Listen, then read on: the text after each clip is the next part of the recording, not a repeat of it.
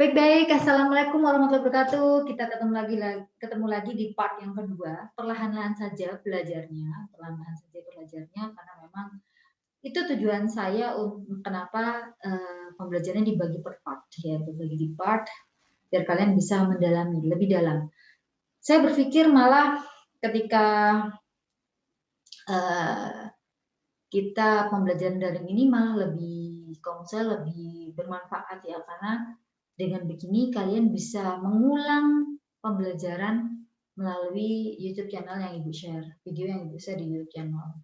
Ya, dan kalian juga bisa belajar dari dari channel yang lain mungkin. Jadi tidak hanya channel dari Ibu, ya, bisa jadi kalian bisa mungkin lebih nyaman pakai channel yang lain is okay, tapi yang jelas babnya, subbabnya yang Ibu sampaikan itu sesuai, gitu ya. Oke, kita akan mempelajari tentang hukum komutatif, asosiatif, dan distributif dari matriks. Apa aja itu hukum-hukumnya ya? Kalian akan memperoleh ini. Sebentar, saya akan share sedikit. Share. Tunggu. Baik, seperti yang kalian lihat ya, seperti yang kalian lihat di layar. Ibu ambil online saja, gitu ya.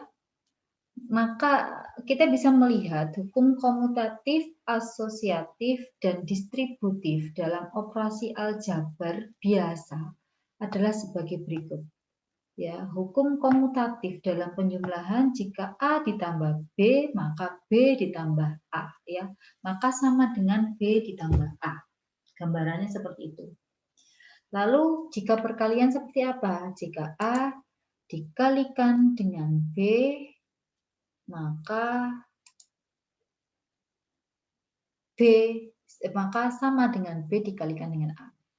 Begitu juga hukum asosiatif dalam penjumlahan. Jika ada A ditambah B di dalam kurung dan ditambah C, maka hasilnya akan sama dengan A ditambah di dalam kurung B ditambah C.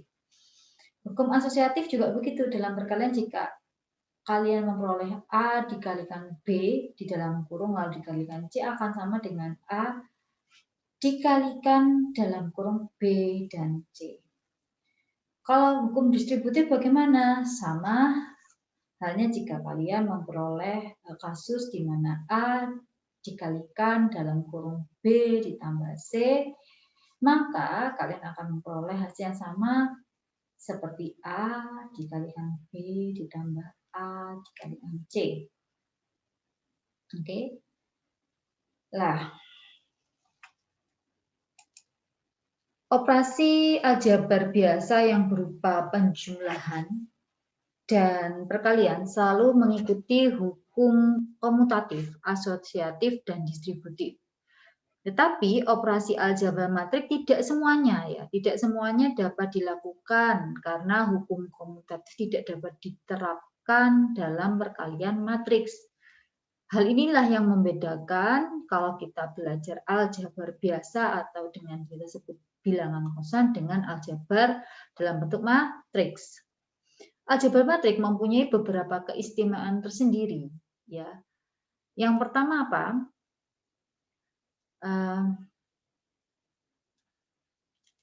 Penjumlahan matriks ya. Kita akan membahas bagaimana hukum komutatif dalam penjumlahan jika dioperasikan di matriks. Bagaimana? Oke, saya share dulu.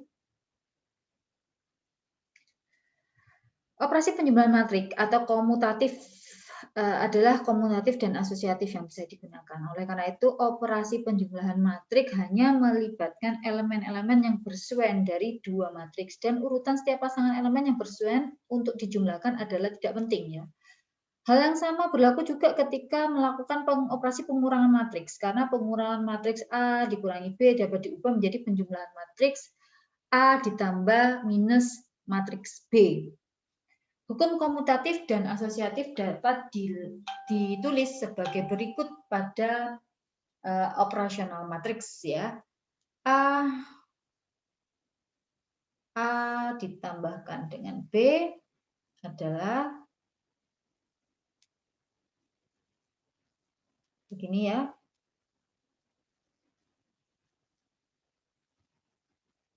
Ya, di mana kalian bisa menulis seperti ini.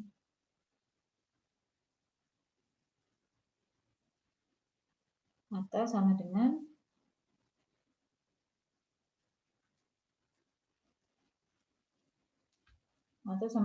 B ditambah A. Sama ya, seperti hukum komutatif di penjumlahan biasanya ya. Seperti itu. Lah, misalkan saja dengan dasar ini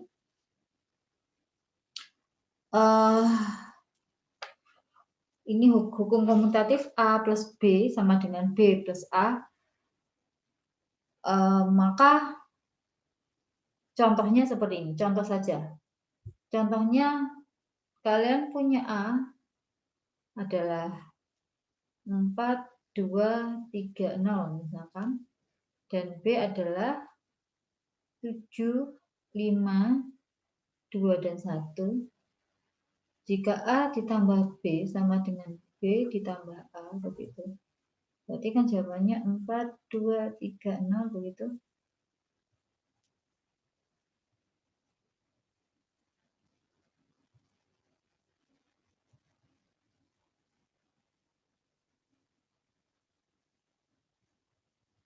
Oke, nggak percaya. Nggak percaya ya, nggak percaya. Apakah sama? Sangat sama. Ini kan jawabannya berapa? Ini 11, 7, 5, 1. Ini juga 11, 7, 5, 1. Sama atau sama? Sama ya? Sama. Oke. Sama. Seperti itu. Jika kita memperoleh yang hukum asosiatif misalkan, untuk A ditambah B ditambah C sama dengan A ditambah B ditambah C, maka kalian bisa kerjakan seperti ini.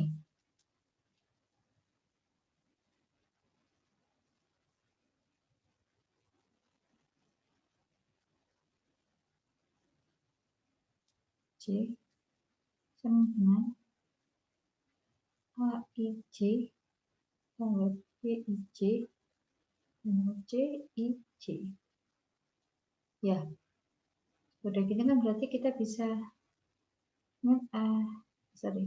ya, AIJ BIJ tambah CIJ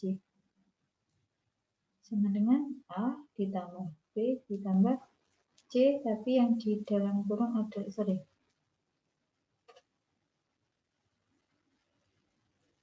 A tambah, ini kurang tambah ya. Nah, makanya kok jadi bingung saya. A ditambah B ditambah C, maka bisa hasilnya ini.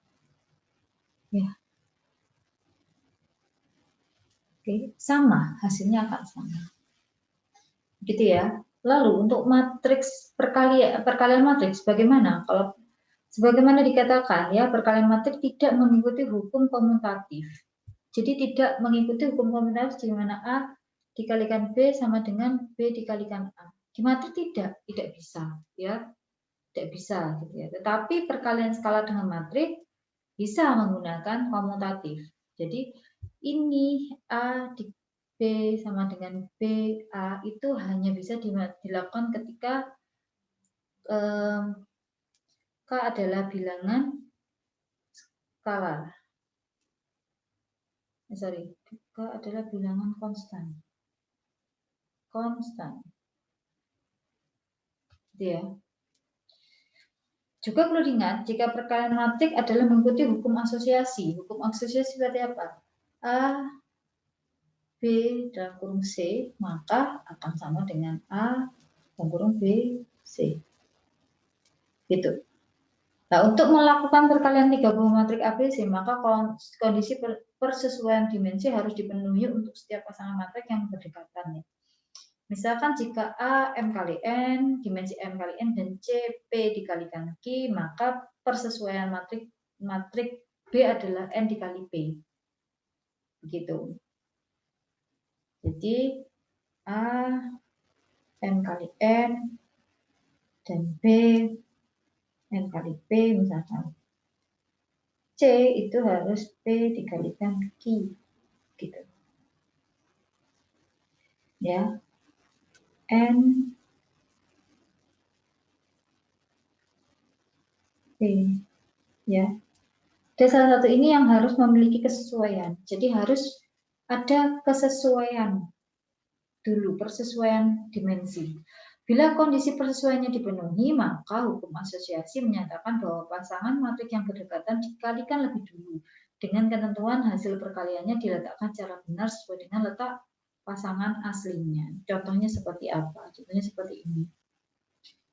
Misalkan kalian memiliki A sama dengan 1, 7, 6, 3, 5, 8 ya.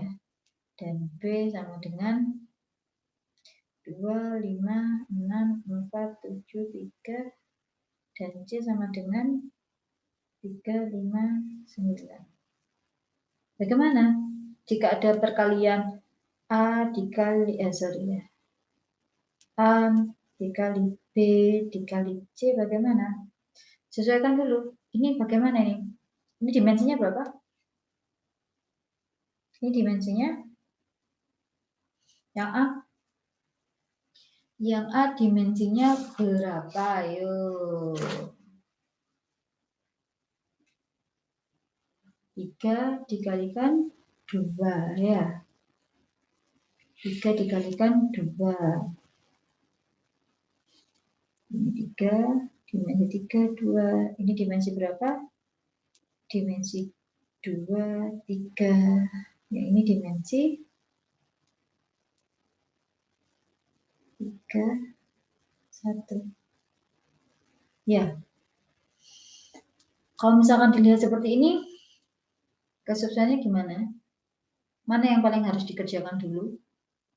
Jika memperoleh data seperti ini. Nah, yang harus dikerjakan dulu A dikali B, B kali C atau seperti apa? Maka kalian harus tentukan dulu kesesuaiannya yang paling cocok itu yang mana. Nah, kalau udah kelihatan dari sini kan, yang mana dulu, ini sama ini dulu ya dikerjakan ya. Ini ya, ini sama ini dulu ya dikerjakan ya. Ini dulu ya dikerjakan ya. Maka A dikalikan B sama dengan gitu ya. 1, 7, 6, 3, 5, 8 dikalikan dengan 2, 5, 6, 4, 7, 3. Jawabannya adalah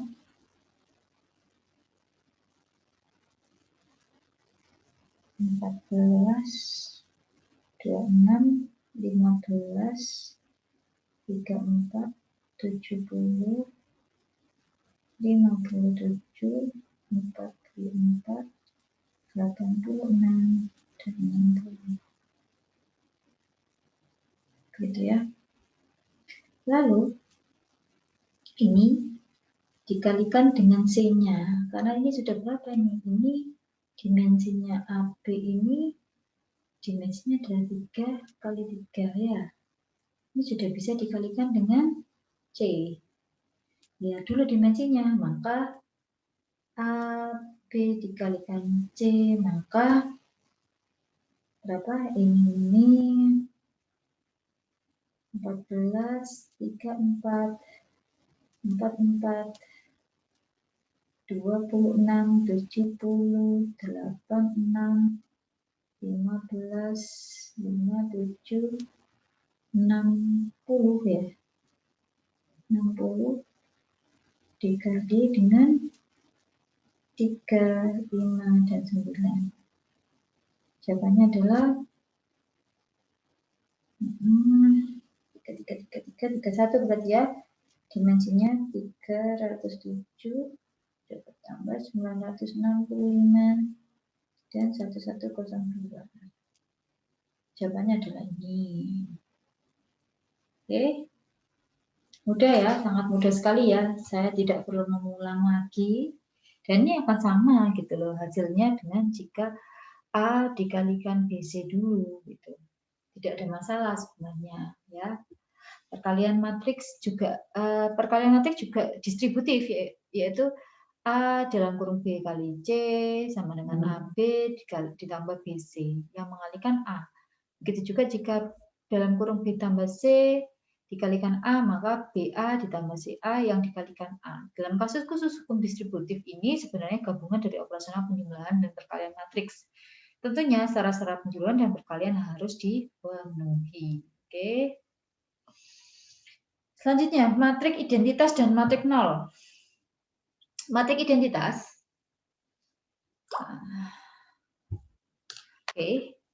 Matrik identitas dapat didefinisikan sebagai matrik kuadrat, di mana setiap elemen pada diagonal utama adalah bilangan positif 1. Dan elemen-elemen lainnya adalah 0. Yang dimaksud dengan diagonal utama dalam suatu matrik kuadrat yaitu diagonal yang turun dari kiri ke kanan, bawah, atau diagonal yang berjalan dari barat laut ke tenggara ya. Matrik identitas biasanya dinyatakan dengan simbol apa? Simbol I atau IN, di mana tanda subscript N menunjukkan dimensi baris dan kolom. Nah, penulisannya seperti apa? Penulisannya seperti ini.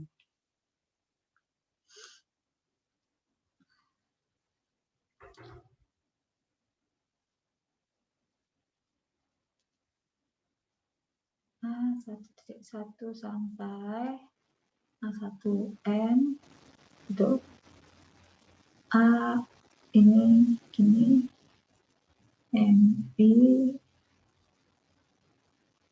A MN ini ya, di mana atau IN sama dengan AIJ. Oke. Nah, AIJ-nya sama dengan 0, di mana I tidak boleh sama dengan J, dan AIJ adalah 1 untuk I sama dengan J. Contohnya seperti apa? Seperti ini.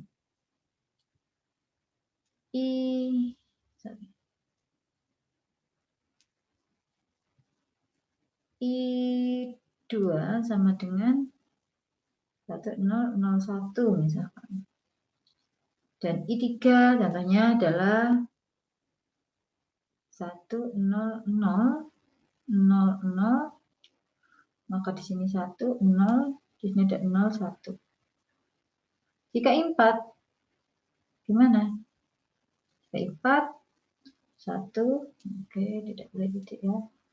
0 0 0 gitu.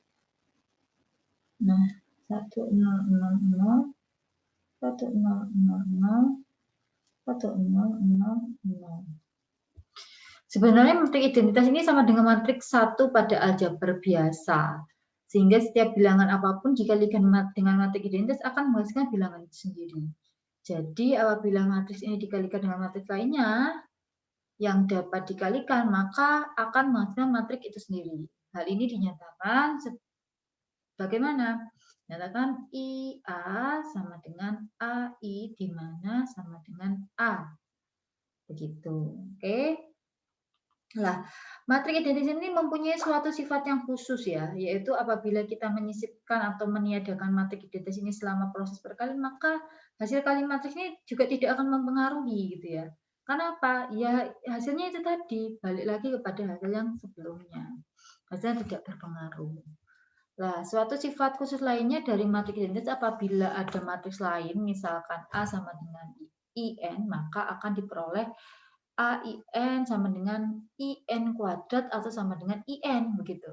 Hal ini menyatakan bahwa matrik identitas yang dikuadratkan atau menghasilkan matrik identitas sendiri. Dengan kata lain, dengan demikian bentuk ini dapat dinyatakan secara umum maka IN kuadrat ya. Jadi suatu matrik identitas tidak akan berubah jika dikalikan dengan matrik itu sendiri. Walaupun sebanyak berulang-ulang atau berkali-kali atau k kali. Suatu matrik dengan sifat seperti ini ya disebut dengan matriks idempoten.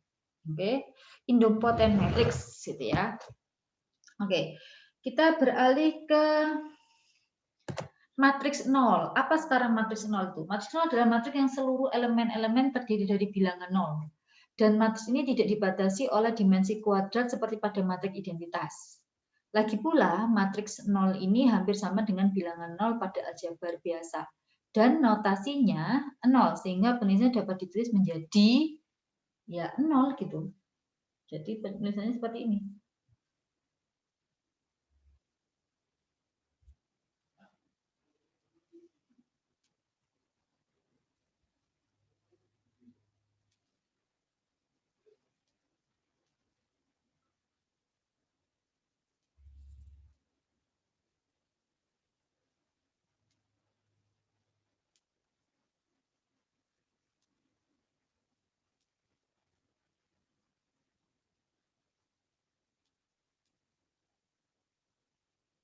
Ini. Oke. Selanjutnya.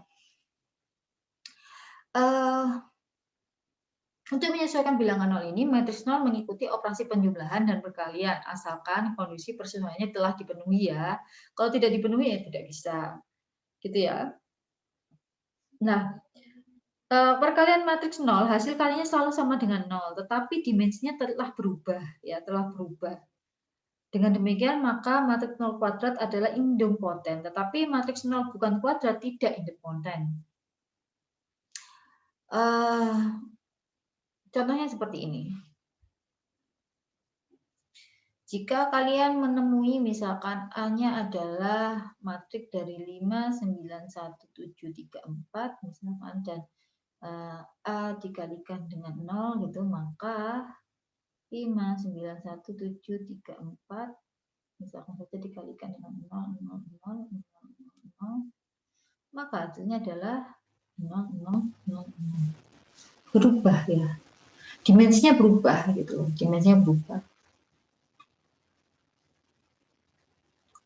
Matriks 0 hampir sama dengan bilangan 0, tetapi sebenarnya ada perbedaan yang jelas. Hal ini dapat kita lihat dengan persamaan aljabar matrik dan persamaan aljabar biasa atau bilangan konstan. Bila dibandingkan antara aljabar matrik dengan aljabar biasa, maka aljabar matrik mempunyai dua keistimewaan. Apa itu? Yang pertama adalah hal bilangan konstan. Persamaan A, B sama dengan 0, secara langsung kita dapat menyatakan bahwa baik A ataupun B sama dengan 0. Tapi hal ini tidak demikian dengan perkalian ya. Bagaimana? Misalkan seperti ini. A, B sama dengan 3, 6, 2, 4. Ya, min 2, 4, 1, min 2. Sama dengan matriks 0, 0, 0, 0, sama dengan 0. Misalkan seperti itu. Ya. Kedua, hal bilangan konstan persamaan di mana CD sama dengan CE di mana C tidak sama dengan 0. Secara langsung kita dapat menyatakan bahwa D sama dengan E, tetapi hal ini tidak demikian dengan matriks. Misalkan seperti ini, di mana C sama dengan 2, 3, 6, 9, misalkan seperti itu, di mana D sama dengan 1, 1, 1, 2, dan E sama dengan min 2, 3, 1, 2, CD sama dengan CE ya. 5, 8, 15, 24 ya kan? Begini tuh. Walaupun D tidak sama dengan E. Gitu. Sebenarnya dua hal yang istimewa dari aljabar matrik ini hanya dapat terjadi pada bentuk matrik yang dikenal dengan matriks singular. Matriks singular ini akan dibicarakan nanti di bab selanjutnya ketika kita membahas determinan matrik. Begitu ya. Oke, kita ke pembahasan selanjutnya, yaitu transpose matrik. Masih banyak beberapa. Kita membahas banyak sekali, tapi semoga bisa menutup ya. Transform matrik. Transform matrik itu apa? Adalah matrik yang barisnya saling bertukaran menjadi kolom atau sebaliknya kolom menjadi baris ya. Gampangannya begitu. Dan biasanya dinotasikan dengan A aksen atau A pangkat T, ya. Di mana T di atas itu sebenarnya singkatan dari transpos. Gitu. Biasanya begitu. Ya. Contohnya seperti apa?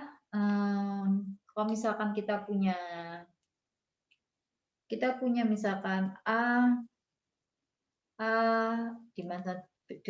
dimensinya 2 kali 3, misalkan dia 28 min 7 542 misalkan seperti itu, maka transposnya akan dibalik ya, yang dari 3 kali 2 dimensinya. Bagaimana? Yaitu 2, 8, min 7, 5, 4, 2. Begini. Ya, dan seterusnya. Oke, bisa dipahami ya. Nah, sekarang bagaimana sifat-sifatnya? Sifat-sifatnya adalah transpos matrik terdapat 3 sifat. Ya, kita punya 3 sifat. Sifat yang pertama adalah transport dari transpos suatu matrik adalah matrik itu sendiri atau matrik aslinya, di mana A, T, dan ini ditranspos lagi, maka hasilnya adalah A. Itu pasti. Nomor 2, transpos dari suatu jumlah atau selisih matrik adalah jumlah atau selisih matrik masing-masing transpos. Misalkan seperti ini. A tambah kurang B transpos, maka adalah A transpos tambah plus minus B transpos. Gitu ya. Lalu yang ketiga, transpos dari suatu kali matriks adalah perkalian dari transpos dalam urutan yang terbalik. Ya. Contohnya seperti ini. A, B transpos sama dengan B transpos kali A transpos. Atau A misalkan B, C dalam kurung transpos sama dengan C transpos, B transpos, A transpos. Tapi perlu diingat ya, bahwa dalam perkalian matriks yang urutannya dibalik harus diperhatikan kesesuaian dimensi. Oke. Jangan lupa ini. Ya. Misal saja seperti contohnya seperti ini. Ini 3 hal ya, 3 sifatnya ya. Contohnya seperti ini. Untuk sifat yang terakhir, misalkan seperti ini. A adalah 9, 8, 6, dan 7. B sama dengan 1, 2, 3, 4. Ya. A, B sama dengan 3, 3 ya. A, 50, betul ya. Ini 27, ini 40. Ya, maka transposnya gimana? ABT sama dengan 33, 27, 50, 40. Atau dengan kata lain, BT, AT sama dengan 1, 2, 3, 4. Sorry. BT-nya berapa nih?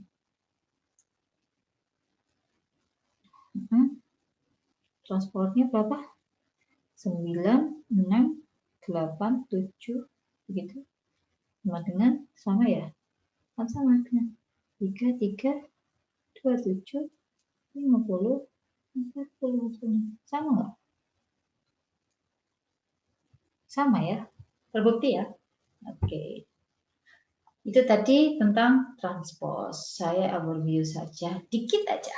Lalu kita membahas tentang matrik partisi dan perbesaran. Apa itu matrik partisi? Matrik partisi adalah suatu matrik yang dibagi menjadi 2 atau lebih submatriks. Pembagiannya dapat dilakukan menurut baris dan atau kolom. Lah matrik partisi ini ditandai dengan garis horizontal dan atau garis vertikal secara terputus-putus. Ya, misalkan nih matrik A berdimensi M kali N dan dapat dipartisi menurut kolom. Jadi kalau misalkan ada seperti ini, A dimensi N gitu ya, maka bisa dipartisi begitu. Oke. Betul. Di mana A1 adalah M dikali N1, A2 di mana M dikalikan N2 dan N1 ditambah N2 adalah N. Jika matrik A berdimensi M kali N, maka dipartisi menurut baris adalah, ini bisa juga dipartisi bagaimana? Bisa kalau misalkan dipartisi secara baris, maka hasilnya seperti ini. Oke, dikasih ini bukan pembagian ya, tapi dikasih tanda agak lebih besar ya. Jangan seukuran pembaginya. Jadinya agak lebih besar. Ini berarti adalah partisi, matrik partisi. Lagi pula ya, jika misalkan kita tahu matrik M kali N dapat dipartisi menurut baris dan kolom juga. Bagaimana M kali N kalau misalkan dipartisi menggunakan baris dan kolom? Begini caranya. A1 dipartisi gitu ya. A1-2, lalu partisi yang lebar, A2.1, partisi lagi A2.2. Karena matrik partisi terdiri dari beberapa submatrik yang berdimensi lebih kecil, maka gunanya adalah untuk memudahkan dalam operasi matriks, terutama dalam hal perkalian antar matriks. Seperti itu. Contohnya seperti apa? Contohnya seperti ini. Kita main contoh aja ya. A sama dengan min 3, 0, 1, 2, min 4, misalnya min 1, 2, 0, dan 5. Ini permisalan saja. Dan B adalah 1, 2, 7, 1, 3, 6 misalnya. Bagaimana A dikalikan B? Maka ini bisa ditranspos ya. Bisa dipartisi ya. Partisinya seperti ini. Min 3,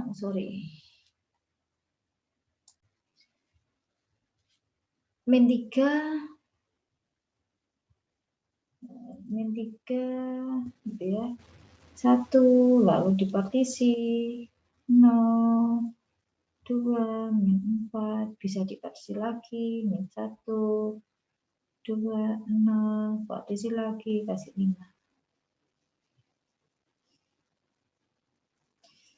Ini juga bisa dipartisi 1, 2, 7, 1 partisilah yang lebar 3 dan 6. Maka hasilnya kalian akan peroleh 10, min 29, 17, 7, min 6, 34. Gitu. Bisa kalian partisi ya. Mungkin sebelum ke sana, kalian juga bisa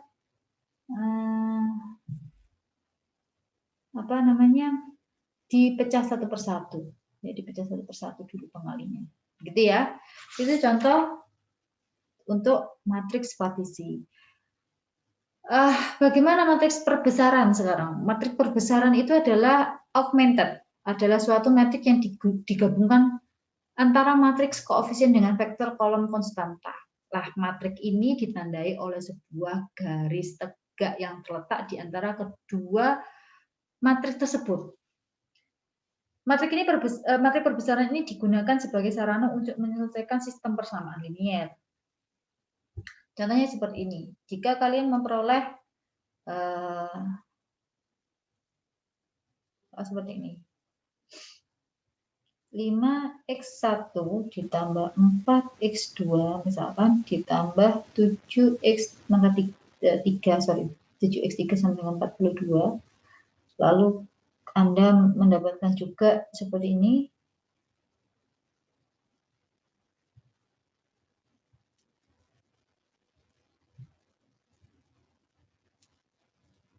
Oke. 4x1 6 x2 tambah x3 sama dengan 18 ya. Maka gitu.